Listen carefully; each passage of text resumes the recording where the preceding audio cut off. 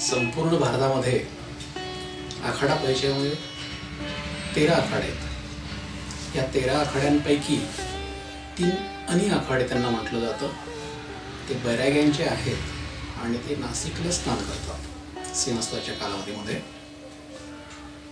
उरलेली 10 आखाडे त्र्यंबकेश्वरला कुशावर्त तीर्थावर स्नान करतात। आखाडा हा शब्द जो आहे हा अखंड येण्याचं आवाहन केलं शंकराचार्यांनी साधूंचं फॉर्मेशन करण्यासाठी, साधूंचं संघटन करण्यासाठी।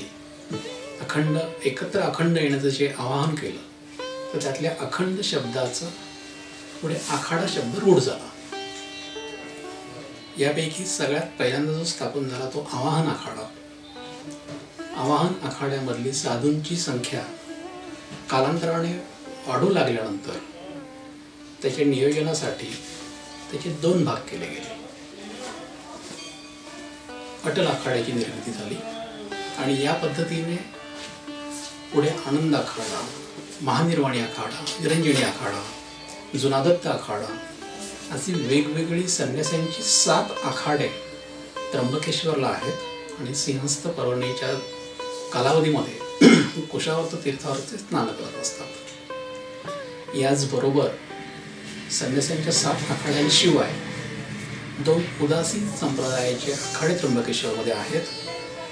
एक बडा उदासी आणि एक नया उदासी। आणि 10वा आखाडा आहे निर्मल आखाडा, हा शीख संप्रदायाचा आहे।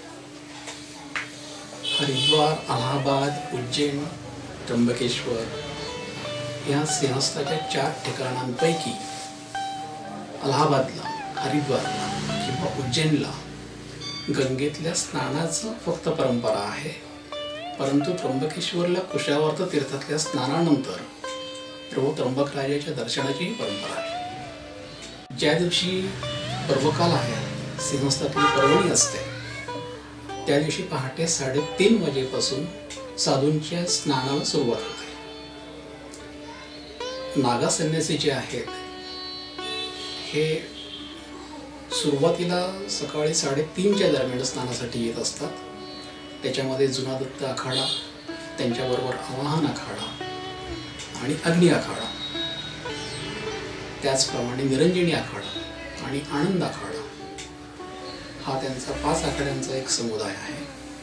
आणि महानिर्वाणी व अटल आखाडा हे त्यांच्या नंतरच्या मिरवणुकीने कुशावर्त तीर्थावर स्नानाला येत असतात। या आखाड्यांच्या स्नानाच्या वेळा पूर्वीपासून निश्चित आहेत, त्यांचा क्रम ठरलेला आहे।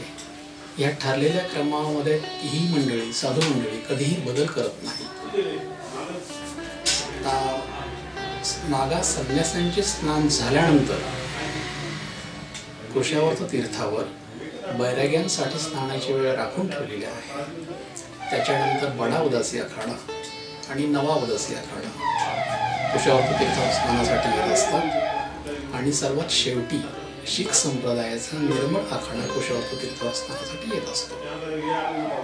कुशावर्त तीर्थावर स्नान झाल्यानंतर हे सगळी मंडळी मिरवणुकीने त्र्यंबकेश्वर मंदिरामध्ये दर्शनासाठी जात असतात आणि दर्शनानंतर आपापल्या ठिकाणी म्हणजे आपापल्या आखाड्यांमध्ये परत जात असतात। या प्रत्येक आखाड्यांची सविस्तर माहिती सुद्धा आपल्याला देता येईल। आखाड्याची स्थापना कधी झालेली आहे, आखाड्यांची इष्ट देवता काय आहे, आखाड्यांचं हेडक्वार्टर किंवा मुख्यालय कुठल्या ठिकाणी आहे। येत्या काही पुढील भागांमध्ये आपण या सिंहस्थाविषयी अधिक माहिती जाणून घेऊया।